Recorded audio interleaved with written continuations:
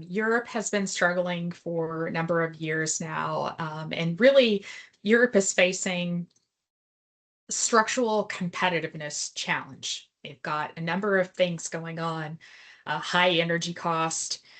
Certainly that was exacerbated by the war in Ukraine and more recently the war in Iran.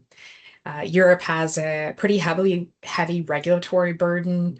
Um, there also weaker industrial demand over the past few years and aging assets in some regions in particular. And so what we've seen over the past number of years is a lot of plant closures, particularly in the Netherlands and Germany.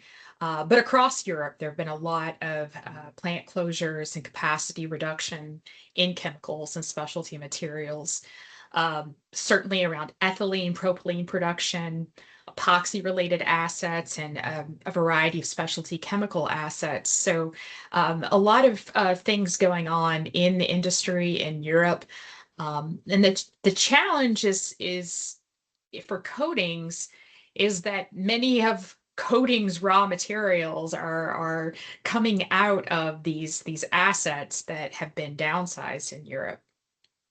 So there's a lot going on, and the problems have exacerbated with the war in Iran that's contributing more to energy costs, but also their accessibility to raw materials has become even more of a challenge.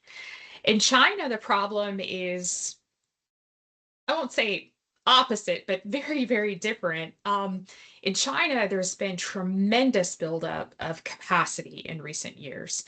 The domestic demand is there, but it's not necessarily keeping pace with the incredible increase in capacity.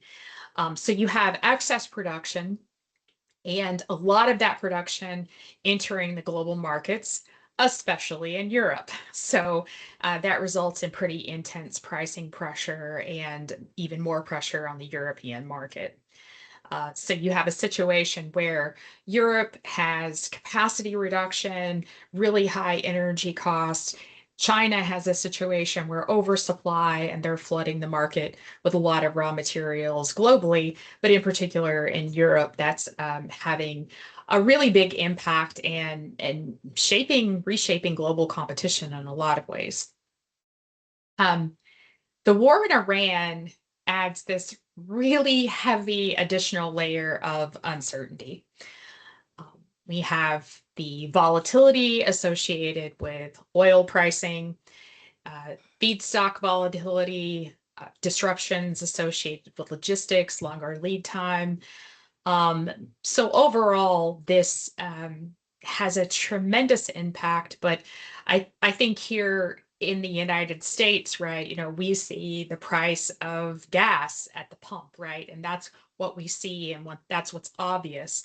But we have to absolutely keep in mind as an industry the overwhelming implications that this has across almost every facet of the coatings industry, as well as the broader specialty chemicals and materials industry.